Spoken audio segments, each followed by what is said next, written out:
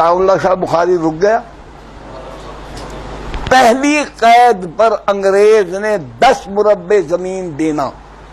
اتنی بات پر home department کا افسر آیا جیل میں کہ اتنا لکھ دو کہ میں آئندہ ایسی تقریریں نہیں کروں گا اور جو کر آیا ہوں اس پر مجھے کچھ ندامت ہے. جیل میں بھی ابا جی فرمانے لگے یہ کاغذ مجھے دکھاؤ. وہ بظاہر تو خوش ہوا. ابا جی نے اس کاغذ کو پھاڑنا شروع کیا. پھاڑتے پھاڑتے پھاڑتے پھاڑتے جب اس کے اتنے چھوٹے پرزے ہو گئے کہ پھٹنے کے قابل نہ رہا, اس پر تھوک پھینکا, زمین پر پھینک کر پاؤں سے رگڑا. کہا کہ یہ میرا جواب ہے, لے جاؤ. تو میں ہوتا شاید میں بک جاتا. ممکن ہے میں بک جاتا.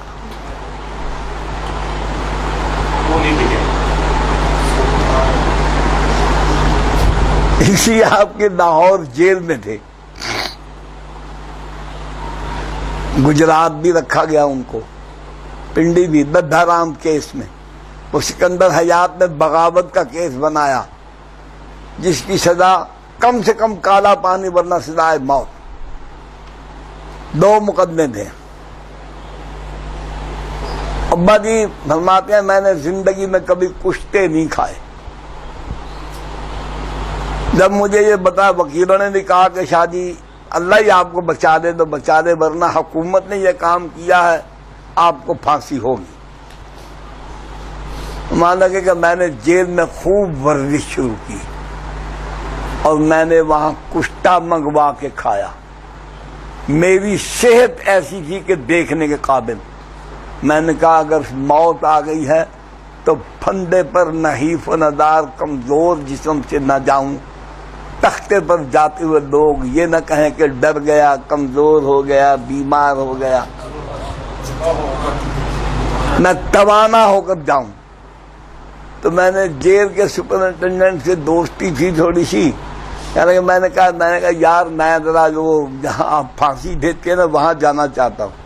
انہوں نے کہا شادی کیا بات ہے, خیریت ہے آپ؟ انہوں نے کہا ہاں ٹھیک ہے چلو تم آؤ میرے ساتھ چلو. میں نے کہا پھانسی گھاٹ چلے گئے. تو باتیں کر رہے تھے, میں بھاگ کے اوپر چڑھ گیا. وہ حیران کر لگا شادی کیا کر رہے, مجھے بھی مرواؤ گے؟ میں کہا نہیں کچھ نہیں ہوتا, تم ایک کام کرو, میں آنکھیں بند کر دوں, یہ پھندا میرے گلے میں ڈالو. اس نے انکار کیا, میں نے خود ڈالا. فرماتے پھر میں نے اپنے دونوں ہاتھ پیچھے رکھے تو یہ بھی فرمایا کہ پھر میں نے اپنے یار کی طرف دھیان دیا تو میں نے یار کو مطمئن پایا.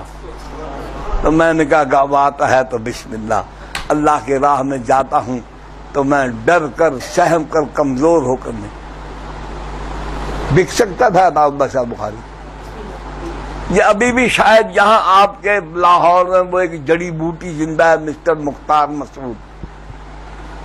یہ سفیر بھی رہے ہیں ایران میں, ملتان میں ڈپٹی کمشنر تھے. ان کی کتاب ہے آواز دوست, اس میں اس نے ساری بات نہیں لکھی, مختصر کرتا ہوں.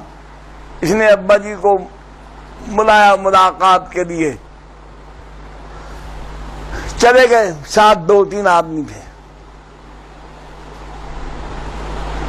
اس نے یہ سمجھا کہ شیر بوڑھا ہو گیا. کہا جی میں آپ کو 6 مربع زمین الاٹ کرتا ہوں. ابا جی پہلے بیٹھے ہوئے تھے, کھڑے ہو گئے.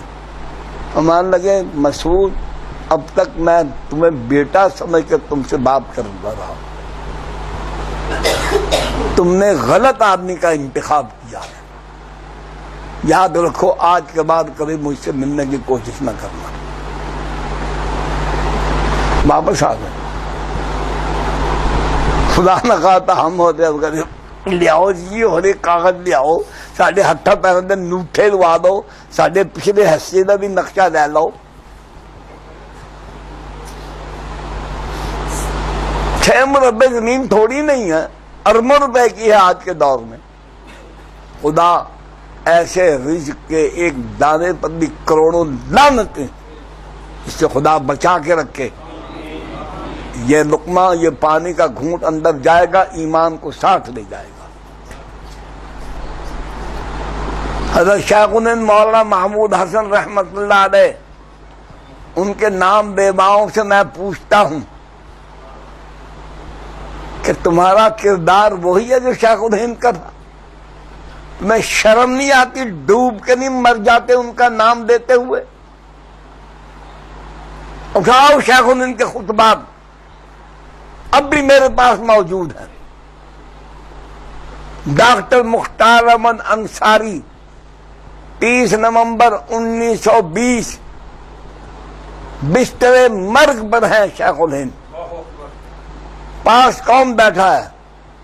انور شاہ کشمیری، شبیر احمد عثمانی، مفتی محمد کفایت اللہ، شفیع الرحمان سہاروی، احمد سعید دہلوی، عزیز قبیر اور بھی جید علماء۔ حضرت کے آخری الفاظ یہ سب حضرات نقل فرماتے ہیں۔ کہنے حضرت نے فرمایا، میں بستر پر مر رہا ہوں، مجھے مرنے کا افسوس نہیں ہے، افسوس اس بات کا ہے کہ میں بستر پر مر رہا ہوں، میری تمنا اور خواہش یہ تھی کہ میں کافر کے ساتھ، اس ظالم کے ساتھ، انگریز کے ساتھ مقابلہ کرتے ہوئے میدان جہاد میں مارا جاتا، یہ لفظ ہے، اور میرے جسم کے ٹکڑے کر دیے جاتے۔ شیخ الہند اس زمانے کے کسی محل میں نہیں رہ سکتا تھا، انگریز سے مفاہمت نہیں کر سکتا تھا، یہ نہیں کہہ سکتا تھا کہ میں اس کے ساتھ مل کے ملک کے آئین کے اندر اسلامی دفعات کو میں کہیں سے شامل کروا لوں گا چلو مرلو کر کے۔ آ گیا اسلام، اگر ایسے آنا ہوتا تو آ چکا ہوتا۔ گلاس کو الٹا رکھو تو گلاس ہے، لٹا کے رکھو گلاس ہے، زمین پر رکھو گلاس ہے، جہاں بھی رکھو وہ گلاس ہے۔ پانی پینے کے لیے اس کا ایک ہی راستہ ہے، جو اس کا منہ بنا ہوا اسی میں پانی ڈالو گے، اسی سے پیو گے۔ تو دین کا طریقہ نہیں بدلے گا۔ ہم اپنی آسائشوں راحتوں کو قربان کرنے کو تیار نہیں۔ اس کو ہم نے فکر و تدبر اور حکمت کا نام دے کے اپنے پیروکاروں کو بے وقوف بنایا ہوا ہے۔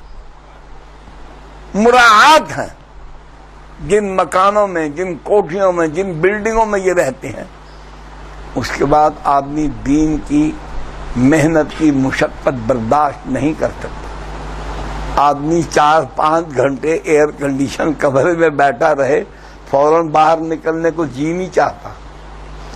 تو جو دن رات وہیں رہیں، جن کا واش روم بھی ایئر کنڈیشن ہو، دین کے لیے تو والذین جاہدوا فینا لنہدینہم سبلنا۔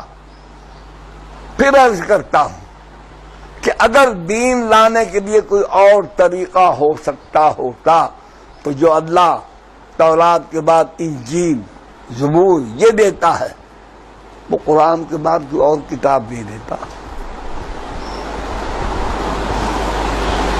نہیں ہے، وہی طریقہ چلے گا۔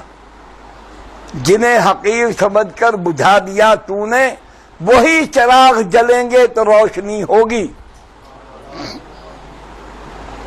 میں آپ سے درخواست کرتا ہوں کہ آئیے ہم گناہگاروں کے ساتھ مل کر اس وقت کے تقاضے کے مطابق کامل اکمل دین کا شعور اپنے مسلمان بھائیوں تک پہنچانے کی محنت میں ہمارے شریک عمل۔ صرف یہاں مہینے کے بعد نہیں،